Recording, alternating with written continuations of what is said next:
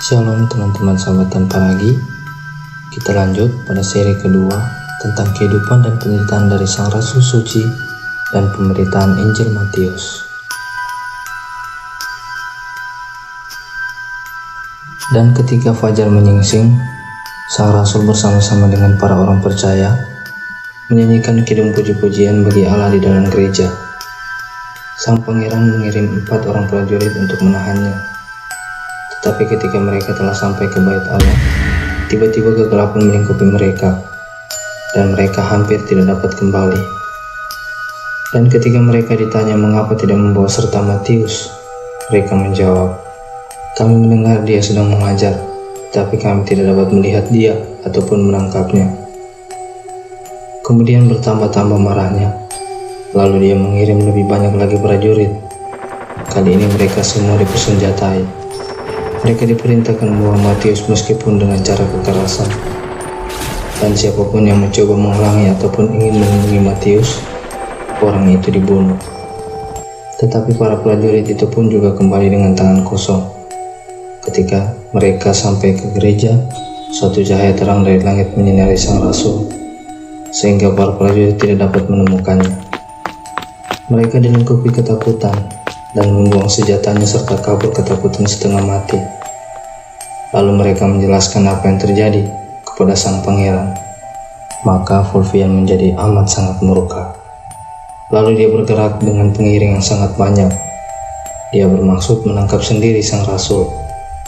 Namun tak lama setelah dia sampai di hadapan Sang Rasul, tiba-tiba dia menjadi buta dan minta tolong dituntun. Lalu dia memohon kepada Sang Rasul untuk diampuni dosa-dosanya dan memohon agar matanya yang buta dapat melihat lagi setelah sedia kala.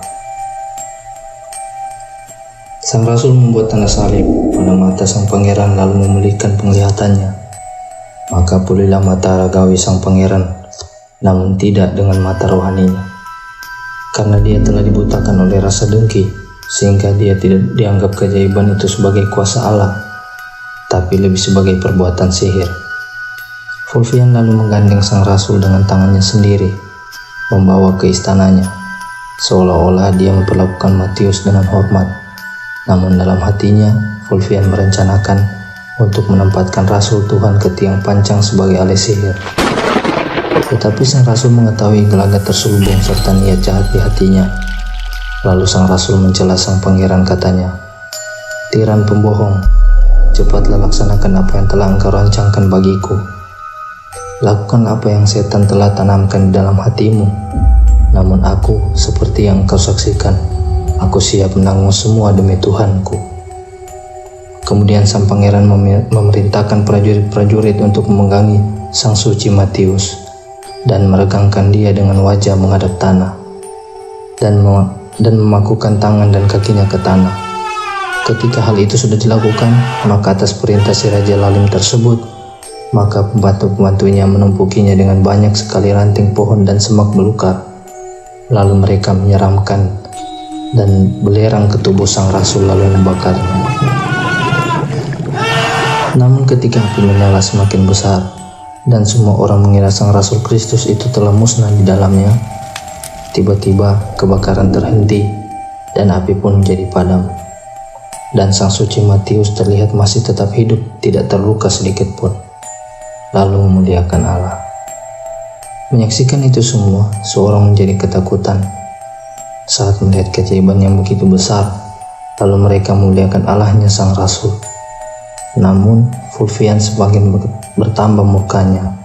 Dia tetap menolak untuk memahami kuasa Allah yang telah terjadi, yaitu bahwa Sang Pemerintah Kristus tetap dipelihara hidup dan tidak terluka oleh nyala api. Lalu dia membuat dakwaan bengis terhadap orang-orang tersebut dengan menyebutnya sebagai tukang sihir. Katanya, dengan menggunakan ilmu sihir Matius telah memadamkan api dan dia tetap hidup di tengah-tengah api itu. Kemudian Fulvian memberi perintah agar lebih banyak lagi kayu disediakan dan menyiraminya dengan minyak ikan lumba-lumba. Lalu kaul ditambahkan di bawahnya. Lalu tumpukan kayu unggun itu pun dinyalakan. Selanjutnya, dia memerintahkan agar 12 patung berhala emas didatangkan. lalu disusun melingkar mengelilingi api unggun. Dia menatakan berhala-berhala itu agar dapat membantunya. Dengan harapan melalui kekuatan mereka, maka Matius tidak dapat dibebaskan dari dalam api. Tetapi agar menjadi abu, namun sang rasul berdoa kepada Tuhan yang menjadi penguasa di tengah-tengah nyala api, agar dia menunjukkan kuasanya yang tak terkalahkan itu, dan menyatakan ketidakmampuan para dewa orang-orang pagan, serta mempermalukan mereka yang percaya kepada berhala-berhala itu. Tiba-tiba api itu menyambar ke arah patung-patung berhala emas tersebut dengan bunyi yang keras bagaikan suara halilintar. Lalu patung-patung emas itu pun meleleh bagaikan lilin yang kena panas disebabkan oleh sambaran petir tersebut. Dan juga banyak orang-orang yang berdiri di dekatnya ikut terbakar. Dan dari patung berhala yang terbakar itu keluarlah api yang berbentuk seperti seekor ular yang menjulurkan badannya ke arah Fulvian, mengancamnya sedemikian sehingga Fulvian tidak dapat kabur ataupun menyelamatkan dirinya dari bahaya. Sampai dengan rendah hati dia meminta tolong kepada sang rasul untuk membebaskannya dari kehancurannya. Lalu sang rasul menghardik api itu, dan seketika itu juga api itu padam dan sosok ular berapi itu lenyap. Fulvian ingin mengeluarkan sang rasul dari tengah api unggun itu dengan penuh hormat, namun sang rasul berdoa, "Tuhan, ke dalam tangan-Mu kuserahkan rohku." Dan dia pun berangkat ke kebahagiaan surgawi. Kemudian sang pangeran memerintahkan kepada pembantu-pembantunya untuk menyediakan keranda emas dan meletakkan di dalamnya tubuh sang rasul yang sangat mulia, yang tidak dapat dirusakkan oleh panas api, dan didandani dengan pakaian yang mahal. Fulvian dan para bangsawan memikulnya dan membawanya ke istana. Namun demikian, Fulvian belum memiliki iman yang sempurna. Maka dia memerintahkan agar ditempa sebuah peti mati dari besi dan jenazah sang rasul dimasukkan ke dalamnya. Inilah yang terjadi. Peti mati itu disegel sekelilingnya dengan timah lalu dibuang ke laut. Dan dia berkata kepada para bangsawan, "Jika dia yang melindungi Matius sepenuhnya dari tengah-tengah api mau melindungi dia juga dari kedalaman laut, maka benarlah dia adalah satu-satunya Allah, dan kepadanya lah kita akan menyembah, dan akan kita tinggalkan dewa-dewa kita yang tidak punya kekuatan untuk membebaskan kita dari kehancuran dari dalam api." Tidak lama setelah peti besi berisi jenazah mulia itu dibuang ke laut, kemudian sang suci pada malam harinya menampakkan diri kepada uskup Platon. Katanya, "Pergilah kamu besok ke tepi laut di sebelah timur istana Pangeran Fulvian, dan di sana ambillah jenazahku yang nanti akan muncul di daratan." Lalu pagi harinya sang uskup diiringi oleh sejumlah besar orang-orang percaya bergerak menuju lokasi yang telah ditunjukkan. Di sana mereka melihat peti mati itu terhanyut di bawah ombak. Lalu mereka memuliakan Tuhan dengan lagu puji-pujian dan sorak-sorak kegirangan karena penyelamatan atas hambanya yang layak itu dari api dan air. Mendengar hal itu, sang pangeran beserta para bangsawan datang ke tempat itu, dan saat itulah mereka menjadi percaya sepenuhnya kepada Tuhan kita Yesus Kristus, dan mengakui dengan suara keras bahwa Dia adalah satu-satunya Allah yang sejati yang telah menjaga hambanya, yaitu Rasul Matius, tidak terluka, baik saat dia hidup di tengah-tengah nyala api maupun sesudah dia mati dari kedalaman laut. Fulvian lalu bersujud di depan peti mati yang berisi jenazah sang Rasul suci. Dia memohon pengampunan dari sang suci dan menyatakan keinginan yang tulus untuk dibaptis. Sang uskup Platon merasakan iman dan semangat Fulvian, lalu mengkatekisasinya, mengajarkan kepadanya kebenaran dan iman sejati, lalu membaptisnya.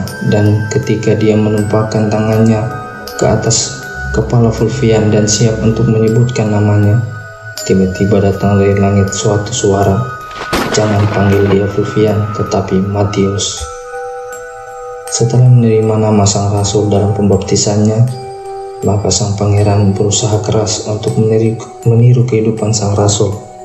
Dalam waktu 7 hari, dia membersihkan kerajaannya dari semua berhala dengan menghancurkannya.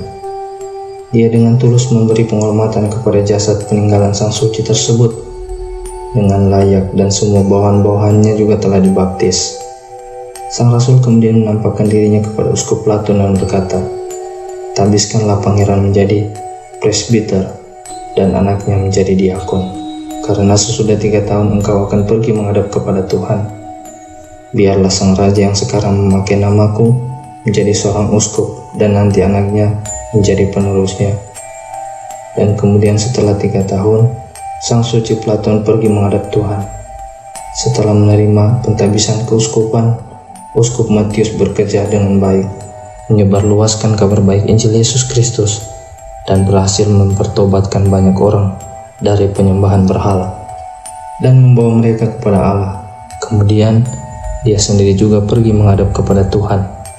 Setelah menjalani kehidupan panjang yang menyenangkan hati Tuhan, selanjutnya dia berdiri bersama-sama dengan sang penginjil Matius di hadapan tahta Allah. Dia mendoakan untuk kita kepada Tuhan, agar kita juga dapat mewarisi kerajaan Allah yang kelak.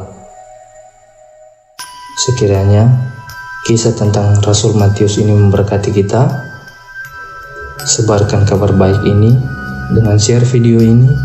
Jangan lupa subscribe. Tuhan memberkati.